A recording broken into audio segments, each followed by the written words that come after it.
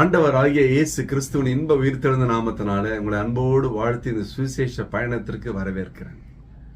நம்முடைய வாழ்க்கையில பெரிய ஆசீர்வாதங்களை பெற்றுக்கொள்ள வேண்டுமானால், இதுவரை நடக்காத முடியாத இயலாத காரியங்கள் நடக்க வேண்டுமானால், நம்முடைய வாழ்க்கையில பலருக்கு சாட்சியா நிற்க வேண்டுமானால், முதலாவது கர்த்தரை கனப்படுத்துவது, இரண்டாவது நாம் ஜெபிப்பதற்கு முன்பாகவே கர்த்தரை அறிந்திருக்கிறார் என்பதை நாம் அறிந்திருந்தாலும் கூட உற்சாகமாய் ஊக்கமாய் ஜெபிக்க வேண்டும். ரோமர் 12:12 சொல்லுகிற ஜெபத்திலே உறுதியாய் தரித்திருங்கள். நீங்க ஜெபம் பண்ணா அவர் கேட்பாருன்ற உறுதி வேணும். முதல்ல உங்க பிள்ளை உங்ககிட்ட கேட்டா நீங்க செய்வீங்கன்ற பிள்ளை நம்பி கேட்குது இல்லவா? நீங்க சின்ன வயசுல உங்க தகப்பன்மார்கிட்ட தாய்கிட்ட கேட்கும் போது கிடைக்கும் தானே கேட்குறீங்க, கிடைக்காதா கிடைக்குமானா கேட்குறீங்க. அப்படி இல்லை, அதே தான் ஆண்டவர். அப்ப நம்ம என்ன பண்றோம், நம்ம நிறைய நேரங்களில் இந்த ஃபாஸ்டிங்கு ப்ரேயர் இருப்பதெல்லாம் எப்போ இருக்கிறது தெரியுமா? பிரச்சனை, போராட்டம், கலக்கம், துன்பம், துயரம், வியாதி, வறுமை, சண்டை, சச்சரவு, பிரிவினை, லாஸு, நஷ்டம், கஷ்டம் வந்தால் தான் அதிகமாக ஜெபம், அதிகமாக ஃபெலோஷிப், அதிகமாக சர்ச்சு, அதிகமான மீட்டிங், எல்லாத்துக்கும் மேலே ஃபாஸ்டிங். ரெகுலராக ஃபாஸ்டிங் இருக்கிறோமா? ரெகுலரா வாரத்தில் ஒரு வேலை, ஒரு நாள் இல்லைன்னா ஒரு வேலை முடியுமா? அந்த ஒரு வேலை சாப்பாடை நிறுத்துறோம்னு வைங்களா, ஒருத்தர் சொல்றாரு குடல் தூக்க மாட்டேங்குமா.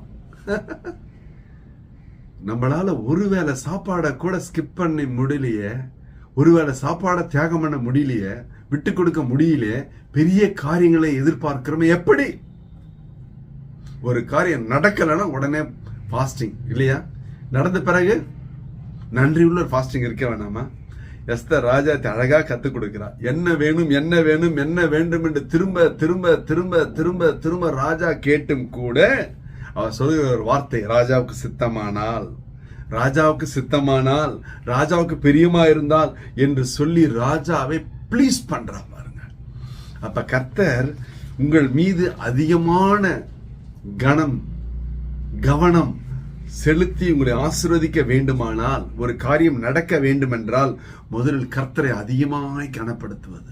இப்ப கர்த்தரை கனப்படுத்தணும்னு சொன்ன பாதி பேர் தப்பா நினைக்கிறாங்க. பெரிய இயேசுநாதர் போட்டோ எடுத்து தினந்தோறும் பெரிய மாலை போடுறது, பெரிய ஒரு சிலுவை எடுத்து அதோட மாலை போட்டு மெழுகுவத்தி பத்த வச்சிரும் இல்லையா? அதெல்லாம் ஒண்ணும் வேணாம். எப்படி கனப்படுத்தலாம்? வெளிப்படுத்தின விசேஷம் 19:13 சொல்லுகிறது, அவருடைய நாமம் தேவனுடைய வார்த்தை என்பது.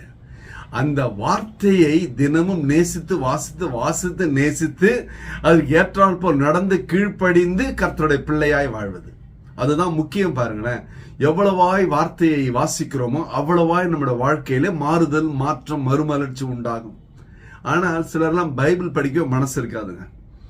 வேதத்தை கேளாதபடி தன் செவியை விலக்குவனுடைய ஜெபம் அருவருப்பு என்று பரிசுத்த வேதாகம் நீதிமொழி 28:9 சொல்லுகிறது. அப்ப பைபிள் படிக்க மனசு இல்லைன்னா தயவுசெய்து நீ ஜெபம் பண்ணாத. ஏன்?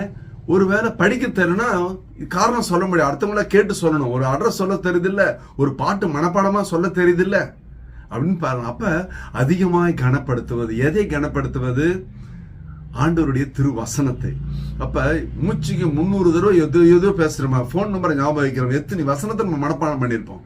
நாடி, நரம்பு, சத, ரத்தம், பேச்சு, மூச்சுல இந்த வசனம் அதிகமா கலந்திருக்கும் பொழுது துன்பமான நேரம், கஷ்டமான நேரம், பிரச்சனை நேரம், போராட்ட நேரத்துல எனக்குள்ளா இருந்து வசனம் பேசும், என்னை ஆறுதல் படுத்தும், என்னை தேற்றும், என்னை தாங்கி பிடிக்கும். இதான் வசனம்.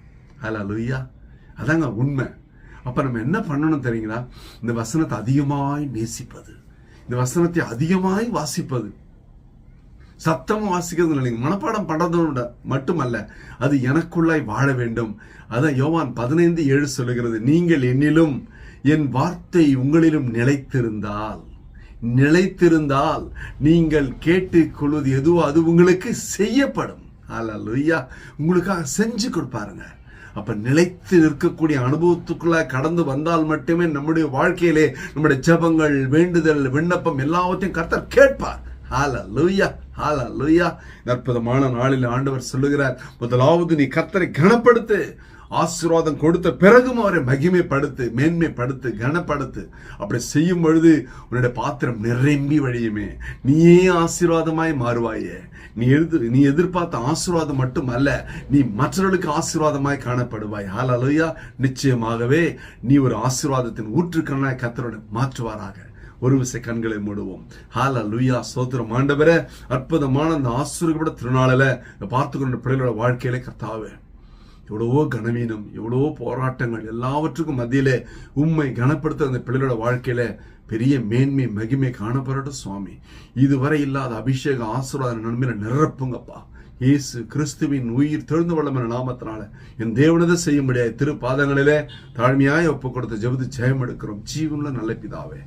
ஆமென், ஆமென். கர்த்தர் உங்களை ஆசீர்வதிப்பாராக. Praise the Lord.